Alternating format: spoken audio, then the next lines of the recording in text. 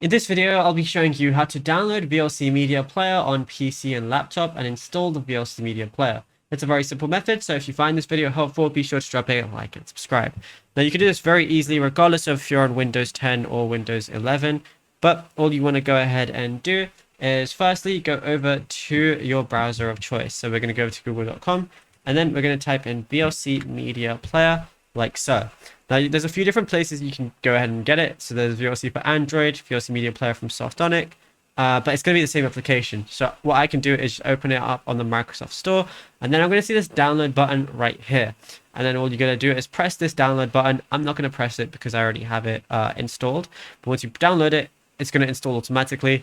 And then all you got to go ahead and do is go to search on the bottom and then type in VLC Media Player, and then you'll be able to open it up right here, and then obviously add like any file by pressing Control O, or multiple files or anything like that. Now, if you found this video helpful, be sure to drop a like and subscribe, and check out our other tutorials on the channel as well.